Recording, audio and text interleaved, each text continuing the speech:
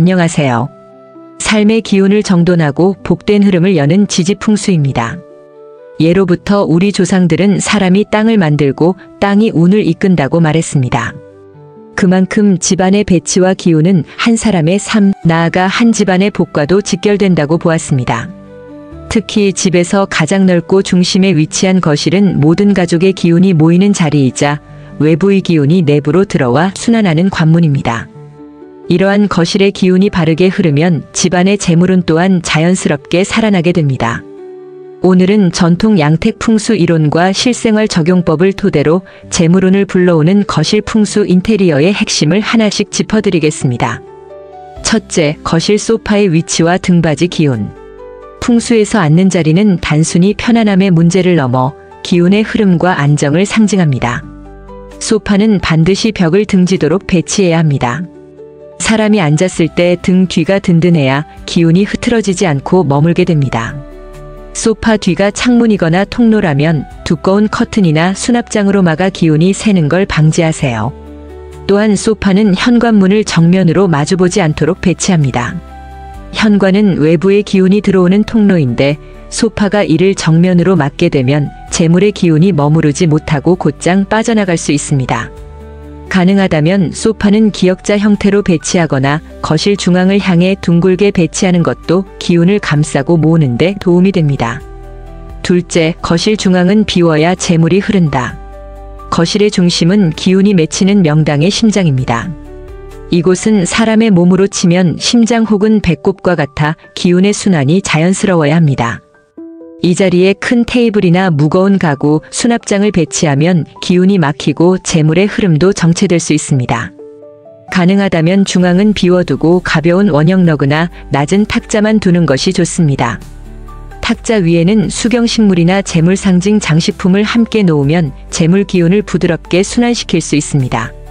셋째, 풍수 그림과 재물 기운의 연관성. 그림은 공간의 에너지를 시각적으로 정리하는 도구입니다. 특히 물이 흐름이나 풍요로운 자연을 담은 그림은 재물 기운을 증폭시키는 효과가 있습니다. 예를 들어 풍성한 폭포, 물길이 넉넉한 호수, 잔잔히 흐르는 강물. 이러한 이미지의 그림은 재물이 계속 흘러들어오는 순환을 의미합니다.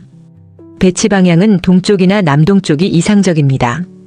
이 방향은 목의 기운이 자리하는 곳으로 물이 나무를 키우듯 재물의 기운을 자라나게 하는 원리가 작용합니다.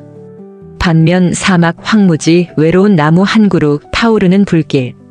이런 그림은 재물 기운을 말리고 고립시킬 수 있으니 거실에 두는 것은 피하는 것이 좋습니다. 넷째, 거실 조명의 밝기와 재물 흐름. 밝은 공간에는 양의 기운이 깃듭니다. 조명이 어둡고 탁하면 기운이 정체되고 사람의 마음도 가라앉아 재물의 흐름에 제동이 걸립니다. 거실 조명은 따뜻한 노란빛 전구색, 자연광에 가까운 온백색이 좋습니다. 가능하면 천장의 중심 조명 외에도 벽등이나 스탠드 조명으로 사방을 부드럽게 밝혀주세요. 조명은 먼지나 벌레가 낀 채 방치되기 쉬운데 그 자체로 재물의 흐름을 막는 장애물이 될 수 있습니다. 주기적으로 닦아주고 고장난 전구는 즉시 교체해주세요. 다섯째, 화초와 식물이 주는 생기. 풍수에서 식물은 생명의 기운, 즉 생기를 상징합니다. 거실에 건강한 화초가 있으면 그 집의 기운이 자라고 그와 함께 재물운도 함께 성장하게 됩니다. 특히 동쪽과 동남쪽 방향은 자연의 생명력이 들어오는 길목이므로 이 방향에 식물을 두면 더욱 효과적입니다. 풍수적으로 재물운에 도움이 되는 대표적인 식물로는 금전수, 몬스테라, 그리고 고무나무가 있습니다. 먼저 금전수는 이름에서도 알 수 있듯 금전, 즉 돈과 관련 깊은 상징성을 가진 식물입니다. 두껍고 윤기나는 잎은 재물 기운을 끌어당기며 건강하게 잘 자라기만 해도 집안에 복이 깃든다고 여겨집니다. 다음으로 몬스테라는 넓은 잎과 독특한 구멍 무늬가 조화를 상징하며 공간에 부드러운 생기와 순환의 흐름을 만들어주는 식물입니다. 풍수에서는 기가 막힌 공간, 특히 모서리나 틈새 기운을 자연스럽게 연결해주는 역할로 활용됩니다. 마지막으로 고무나무는 무게감 있는 기운과 중심을 잡아주는 에너지를 상징합니다. 튼튼한 줄기와 넓은 잎은 불안정한 재물운을 다잡아주는 효과가 있으며 거실처럼 기운이 많이 드나드는 공간에서 운이 균형을 잡는 데 탁월합니다. 주의할 점은 시든 잎이나 말라버린 가지는 즉시 제거하고 화분의 흙도 마르지 않게 유지해야 기운이 중단되지 않습니다. 선인장처럼 가시가 많은 식물은 갈등과 분리를 의미할 수 있으니 거실에는 되도록 피하는 것이 좋습니다. 여섯째, 거실에서 피해야 할 물건들. 풍수에서는 복을 부르기 전에 해로운 기운부터 비워야 한다고 강조합니다. 아무리 좋은 기운을 들이려 해도 막힌 흐름과 상반되는 기운이 공간에 남아있다면 운이 작용이 제대로 일어나기 어렵습니다.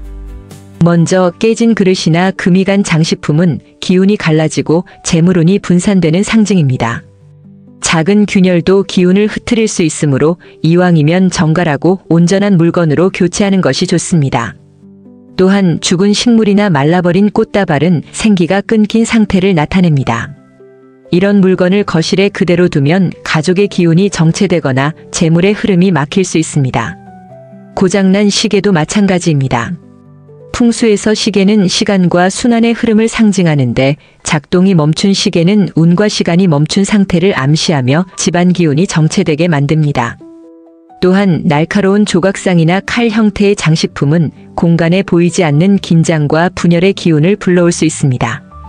특히 거실처럼 가족이 함께 머무는 공간에서는 이러한 물건들이 갈등과 불안을 유발할 수 있으므로 되도록 배치하지 않는 것이 좋습니다. 마지막으로 너무 크거나 지나치게 반사 면적이 넓은 거울도 주의해야 합니다.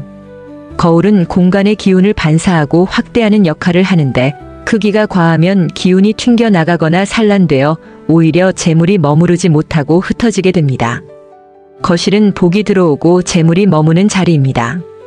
그 공간을 어떻게 다스리느냐에 따라 집안 전체의 기운이 바뀔 수 있습니다. 중요한 건 완벽한 가구나 화려하고 고급스러운 인테리어가 아닙니다. 나에게 맞는 기운을 알고 작은 습관과 배치에서 실천하는 것. 그것이 곧 풍수의 실천이며 운을 여는 첫걸음입니다. 오늘 알려드린 6가지 포인트만 실천해 보셔도 거실의 기운은 훨씬 가볍고 밝아질 것입니다. 지금까지 지지풍수였습니다. 이 영상이 도움이 되셨다면 구독과 좋아요, 알림 설정 부탁드립니다.